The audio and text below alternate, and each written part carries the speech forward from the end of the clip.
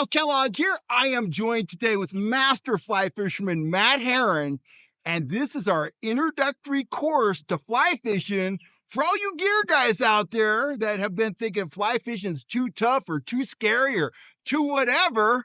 Matt's going to break it down for us today. Absolutely. Well, hey, Cal, thanks so much. Appreciate you coming out. As a lifelong 30-plus year fly angler, we're really excited to show you guys a few introductory videos to kind of help break down those barriers. It's probably not as hard as you think. I've made the mistakes over all the years, and thankfully I'm going to kind of pass on those mistakes and how to fix them to you guys. So we're getting really excited to do a bunch of kind of short introductory videos, and it's just a great way for us to reconnect in nature and maybe hopefully catch a few fish along the way. Absolutely. And I will tell you guys, for like 10 years, I fly fished exclusively. I've self-taught at it. And I'll tell you one thing I know about fly fishing, all you gear guys need to hear out there, it is a super, super effective way to catch trout and catch a whole bunch of trout. So it is. It just works. Hopefully we're going to break down some of those barriers for most of you watching at home and try to keep it as simple as possible. And maybe next thing you know, we'll see you out on the river with a fly rod. Absolutely.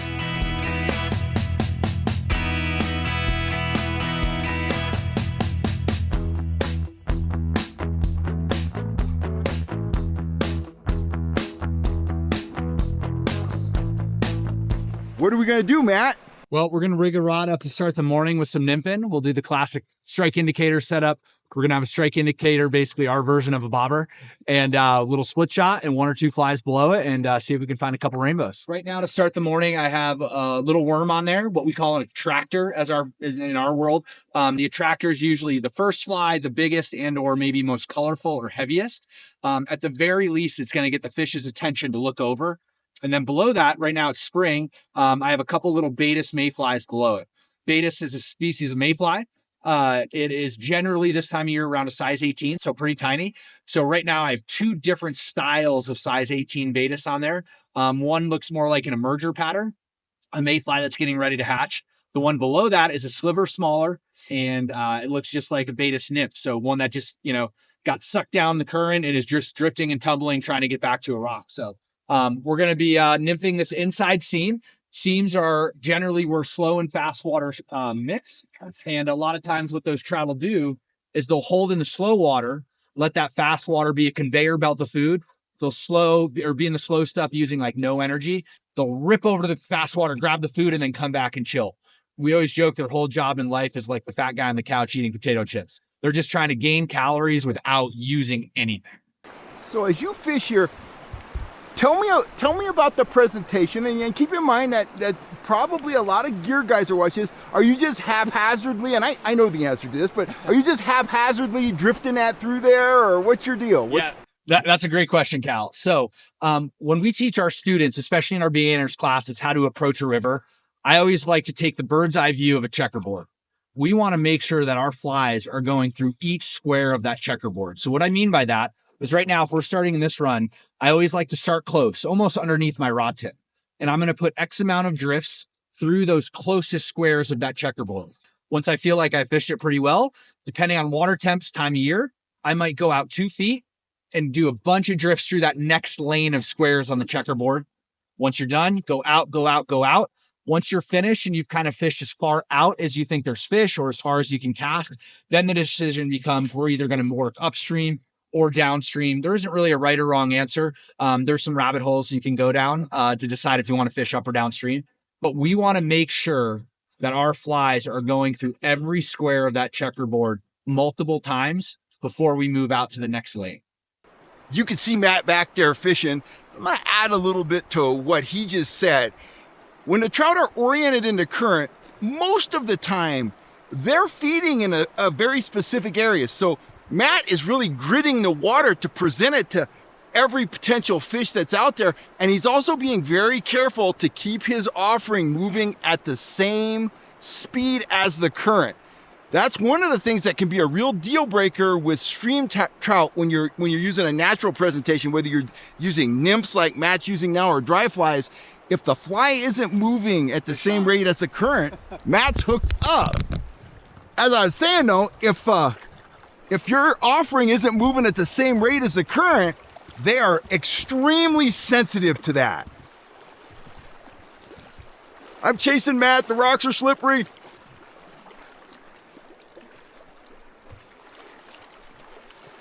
Oh, wow. There we go. Yes. Matt makes it look easy. A lot of years of practice. Yes, yeah. yes. Nice, short, easy cast. Like Cal was just saying, the key is a drag-free presentation. You want those fake flies to look exactly like the real ones drifting downstream. So right here we have a nice little buck, a nice little rainbow. Start the morning with. Oh, So what a beautiful fish. He took that mayfly emerger pattern that I was telling you about. Right?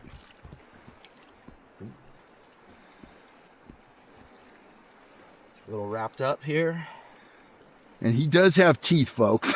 Yeah, especially these males this time of year. So, beautiful little buck. Oh, that's phenomenal. And actually, you know what?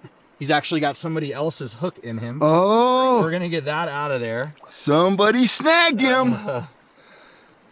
It's actually quite easy to inadvertently hook a fish in the fin when you're fly fishing at times. Yeah, sometimes we call it foul hooking him. Yeah. It's an accident. It's rarely done on purpose. Yeah. But perfect little buck. If you notice, he's got that little kipe on the front of his lip there. Look how fat he is. super he's fat, been right? eating well. This high water in the spring, there's so much food coming down. It's just a conveyor belt of every type of food you could imagine. So we're gonna let him go. Outstanding. There he goes. He's off to do his trouty business. So when you hooked that fish, Matt, what was the indication of a strike? Great question. So if you've ever fished with me, whether beginner, expert, maybe somewhere in the middle, intermediate angler, one of the things I've stressed since the beginning of time is hook sets are free. These fish aren't always necessarily swimming over and crushing these hard flies. Occasionally they might, but usually, again, they're trying to save as much energy as possible. Sometimes they just slide over and just barely touch it. So if that indicator does anything weird, set the hook. As effective as this indicator style of fishing is with a fly, one of the negatives to it is we're missing strikes. If our indicator moves, that indicates the fish has already grabbed it and we're late to the game. So we get a lot of eats doing it, but we also miss a lot of eats because we're not setting everything. So if they eat it hard, that bobber might shoot under, but usually it'll be drifting and it might just hesitate. It might stop and keep going. It might twitch under a little bit. No matter what, set the hook every time it does anything weird, because if you're not, I guarantee you're missing fish. These fish are sophisticated, and as much as Matt's flies are fooling them, they think it's something real to eat. It ain't a night crawler. As soon as they get it in their mouth, they know instantly they've been fooled, and they spit it out right now. So you miss strikes, and you got to be Johnny on the spot with your hook set. You're exactly right. One of the sayings I always bring up is we can make these flies look real, we can't make them taste real. So as soon as they close their mouth, they know it's fake and it's already coming out. So this is probably bad form in terms of video production, but what you're watching Matt do right here, this is the equivalent of watching a black bass angler fish a plastic worm or a jig. I think a lot of people equate fly fishing with dry fly fishing, and that's top water. That's exciting. It's a blast, but day in, day out, dead drifting nymphs like this and imitating those food sources is an exceptionally effective way to catch fish. Now you notice Matt's actively going across the current. He's working new seams of water. He's going over there, and he's fishing that slower water on the far side of the seam now.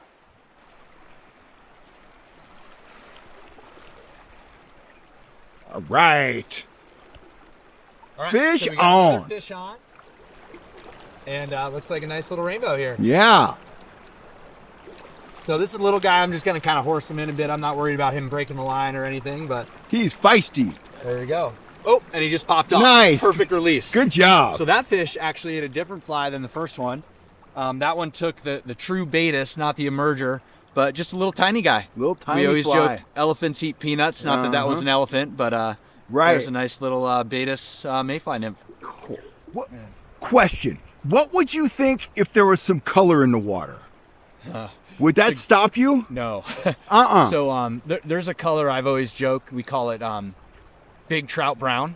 It's not clear. It's not chocolate milk. It's kind of this right in the middle, kind of, as my buddy Dan LeCount says, Goldilocks zone. It's just that perfect off-color water where generally if you have off-color water, it means the flows are up. It's flushing down a lot more food than usual. And when you have that little bit of color in the water, the fish are a little less picky. You can catch them on a little heavier tippet or pound test. We can get away sometimes with bigger flies. A bigger hook always helps because it's harder for the fish to spit it. But yeah, a little bit of color in the water is not the worst thing in the world. I don't know how many times you've heard me say that in reference to trolling, and guys always, they see that the lake isn't perfectly clear, and they're like, well, you can't catch trout in this water. Oh, you absolutely can, and you've heard it from an absolute expert on trout fishing, so it's not just me. It's 5 pounds. There we go. So how are you fighting that fish, Matt? Yeah, so in a perfect world, not a giant, but a nice one. In a perfect world, I never want to fight fish downstream from me. I always want to pull towards their tail. And what I'm going to do is I'm going to get behind this fish. And what I'm going to do to land him is I'm going to let the current pull him towards the net and use it at my advantage. And there we go.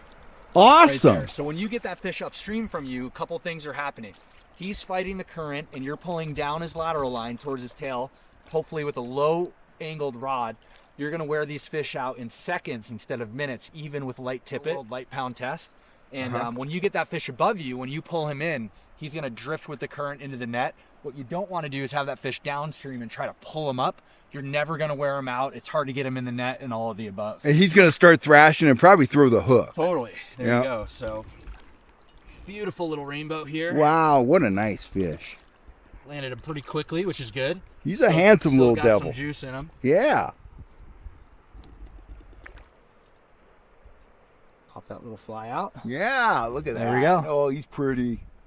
What a beautiful fish. There he goes. Sweet. Right back down to the bottom. Right to the bottom. Right to the bottom. Disappear. We're so camouflaged. That's funny. Love it. All right, we'll give it a few more. Now, I noticed, Matt, that you did not use the reel to fight that fish. Yeah, so that's a really good point to bring up. I'm a big proponent of not immediately putting the fish on the reel. In our world, we call this working line. Typically, when you hook a fish with a fly rod, you're going to have some line down at your feet, dangling below the reel. One mistake a lot of beginners make is as soon as they hook a fish, their instinct is to reel all of this line back on. If you're an advanced, maybe high intermediate angler, there's ways to do it where you're not going to screw it up as often. But with a beginner, if you're just starting out, what happens is when you hook a fish and you're feeling the thump, you got him. What people do to get rid of this line and to put it on the reel is they immediately go from looking at the fish and the rod, which is what you want to be doing, to looking at the reel. And when they look at the reel, they drop their hands and start doing this. When you drop, your rod is going from bent to straight. That fish is going to spit it every time. The other thing beginners aren't great at is say they don't have the fish spit it when the rod goes straight. When they start reeling, the rod tip has a shock to it. It's going bent straight, bent straight, bent straight. So we really want to avoid that. So I teach people off the bat, when you're learning, just strip the fish in. Don't worry about putting the fish on the reel right away. So to some extent, at the end of the day, fishing is fishing. And you've heard me say this on the channel 100 times. How do you lose fish? You give them slack. You let them thrash on the surface with their head out of the water. It's essentially what Matt just told you. You want to keep the rod loaded against the fish, keep the fish in the water, keep them from doing a ton of thrashing, and land them as soon as you can so you don't overly stress the fish.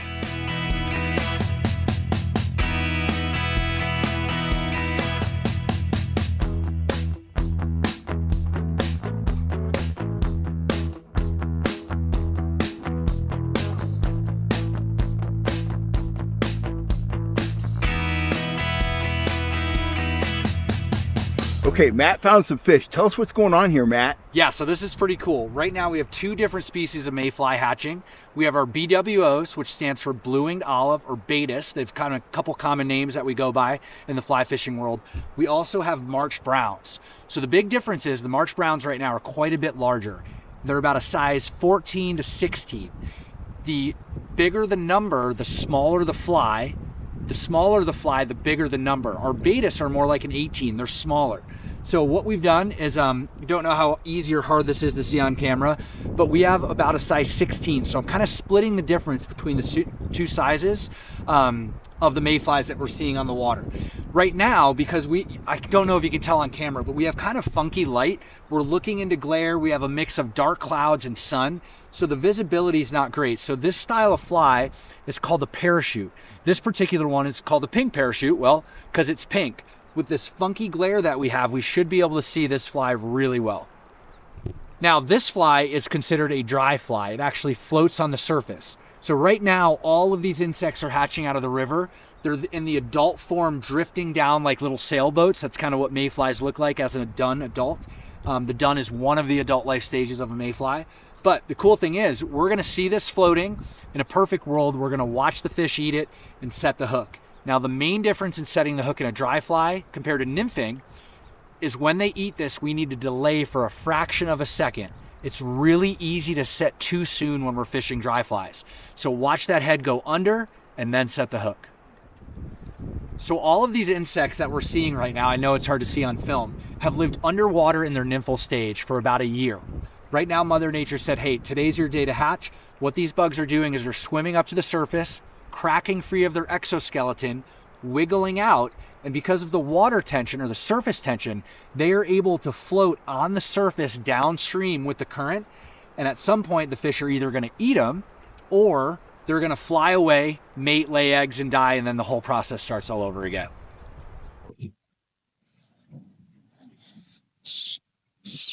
Oh, yeah. This is the smaller fish. So if I hook them, there's one of the adults just came up right there. A little bit bigger anyway, not a dent. This one out here is pretty small. There he is. I love the pink parachute, dude. Oh, dude, you can see it from a mile away. So it might be a little big. So I kind of mentioned they could be eating either of them. Right. My gut says they're eating the betas. Uh-huh. A small fish like that, he should not be picky. The adults can get a little picky. Biggest trout I ever caught on a dry fly, I caught on a number 18 yellow parachute. Yes, there you go. Yellow parachute. Love that fly.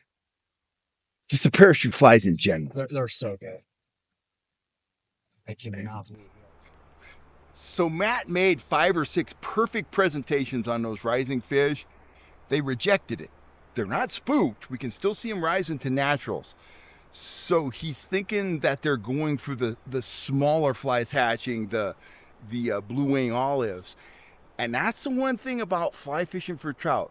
They can be extremely selective. Once they lock in on a food source, they'll take that above everything else. If they're feeding on size 18 mayflies and a big grasshopper comes floating down, they won't touch it. They're not like us. They'll keep eating sunflower seeds even though an In-N-Out burger comes floating by. They're just not going to do it. So that's part of the deal with fly fishing. Oh, that's a nice fish right there. I just saw a nice rise. Okay, ready? That's a rainbow. Ah, that was a nice little bow right there. Let's try a different fly at him. This fly is a lot harder to see because I can't see it. Yeah, way harder.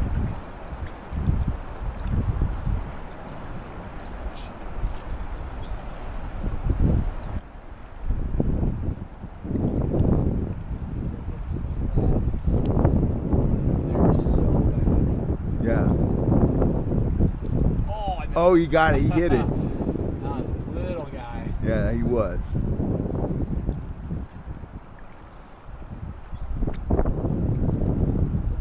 Ooh. Yeah, he was eating a natural. Yeah, right next to it.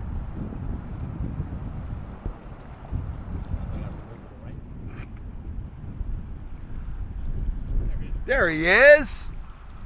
Very nice.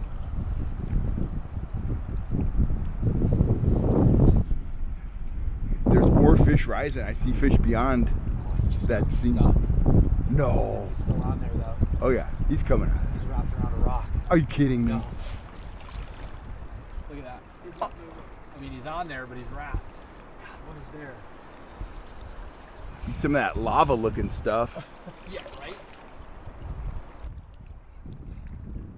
Okay, I'm gonna give him some slack. I don't usually do this. Yeah, I hope he swims out. What can you do? There you go. That's what I would have done. Except I wouldn't have hooked him, but... Oh, that's a nice chunky fish. Oh, yeah. Well, that's a beautiful rainbow.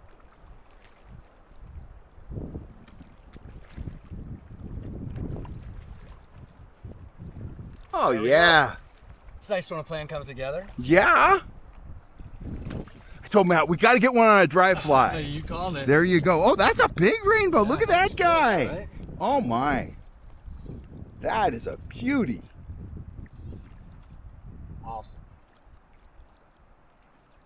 Wow. Nice adult. That's what we're after. Oh, wow. Super excited. Look at that fish. Look at that. Barbless fly comes right out. Uh-huh. Yeah, let's let her go. Oh, man. Wow, look at that. There we go. Oh, she doesn't want to behave, so we'll just let her go. Yeah, yeah. Great fish. Great fish. She's got a lot of energy with this cold water. Jeez. We'll edit some of this out. There we go. Nice. Hey, that's not Sweet. very cool. All right, one in the books. There Good we go. job, man. Dry fly fish on video. Love it. Awesome. There is nothing like getting them on a dry fly. It is topwater fishing in its purest form. It's super exciting. Matt's going to try to get another. What's that? What's in that bottle? Yeah, so Is that aspirin? Do you have a headache? I definitely don't have a headache after catching that fish. So in the dry fly world, when we're fishing dry flies, it's not uncommon for over time, whether hooking fish, casting, the fly's gonna get waterlogged and sink a little bit. So in the fly world, we have all these different types of fly dressings. There's gels, powders, and liquids. You apply it to your fly once it starts to sink, sometimes before, and it helps your fly float again. I'm a big fan of the powders and the liquids more than the gels, but to each their own. They all have their pros and cons. That's something maybe we'll get into in another video, but if you're throwing dry flies, it's not the worst idea to carry some kind of floating with you to help that fly right on the top. If you get excited and go out and buy your fly fishing stuff after seeing this video before you see any of our other content, go with the powder. The powder is the stuff. I love it too. Put your fly in there, shake it around a little bit. It's dry, it's floating again. Easy peasy. Okay, here we go. All right. Oh, the bugs are starting to hatch again right now. Yeah. That fish was in real close. Oh my gosh, look at that. Oh, right over his head. You gotta be kidding.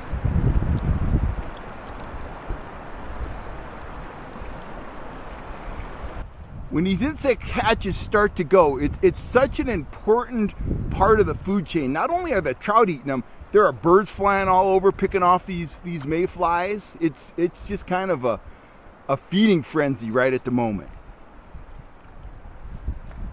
Oh my.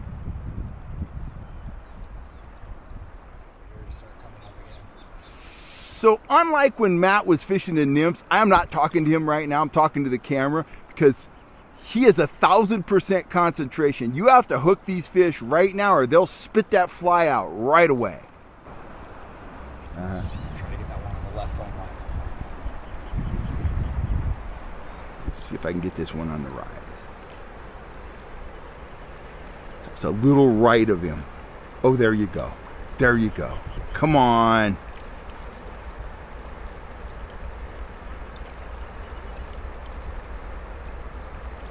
Oh, it fell right on where he rose.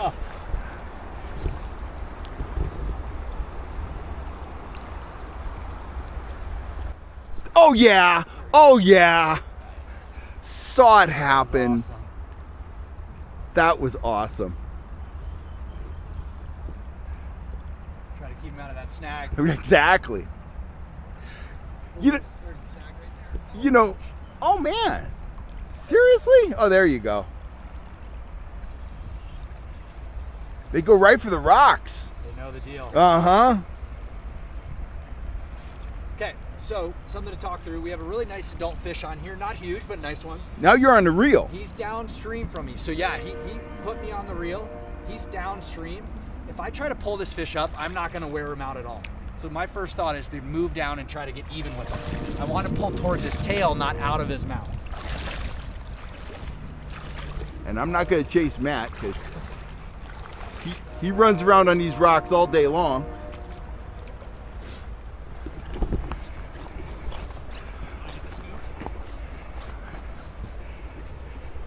Oh, get him, Matt. Oh my God. That's a proper one. That is an awesome fish. Really Wowzers. nice female adult rainbow. Look at that big old fish. On a tiny little fly. Elephants eat peanuts. Yes. Sweet. So this one's actually a hybrid. This is a cut bow. Really? Yeah. I'll show you Nice. this. Okay. That little teeny fly. Yep. That's all it took. Match the hatch. This is really quality fish. Especially on a dry. Wow. Look at those huge fins. Wow. Really healthy post-spawn female. Wild fish. Look at that. Beautiful dry fly fish. Congratulations, man. That's Thank you. great fish. Let me show you one other thing about this fish. So, 120 years ago, the Truckee had rainbows introduced with the native Lahontan cutthroats. And for years, they were spawning together. Rainbows and cutthroats are actually cousins in the genetic world, and they're allowed to spawn with each other in some cases. So this one is actually a cut bow, which is not uncommon on the Truckee. If you look at it, the body of it is a rainbow. And if I open her chin just a little, you can see that little bit of a cutthroat slash. Yep. Being Yep. really yep. gentle with her. She's still got her spawning teeth. So that's a hybrid. That's a cut bow. And there's a thing called hybrid vigor, where when you crossbreed these species, they tend to fight a little bit harder than the pure strain, which is why that fish actually took me a couple minutes to land, if that, but fought a little bit harder than some of the other ones. It's so incredible. That fish is looking right at me. It There like you go. turned its eye over. It's staring at me. There it goes. It's like, okay, I'm out of here. That is great. That was freaking awesome. Fantastic, man. Well, that was textbook. Yeah. Hey, let's walk up to this one run and try to get one on the dry. Outstanding. Well, Matt, thanks for taking us out, showing us the basics of fly fishing, taking us out on the little Truckee, the main Truckee, and showing us how to catch some fish. Absolutely. It was a total pleasure to get you out. Hopefully for everyone at home, we broke down some of those barriers for learning how to fly fish. We really strive ourselves in our classes and schools. We're going to keep it simple. Here's a basic cast. Here's a couple flies you need, some leader and tippet. Go have fun, catch a couple fish, and yeah, I'm glad you came out with us today. Let me just say, in closing, if you want to learn how to fly fish right, you want to go out with this man. If you just want to go out and have a good time and catch some fish, I have never had a fly fishing lesson. I'm a horrible caster, but you know what? I get out there, I have fun. I've caught thousands of fish on fly gear. Stop being intimidated, get a fly rod, get on the water, and get after those trout, because it's going to open up a whole new world to you. You're going to catch more fish, and you're going to enjoy your time out on the water even more. I'm Kel Kellogg. This is Matt Heron. We will catch you next time right here on YouTube, when we will be talking fly fishing once again, somewhere up here in the Truckee area.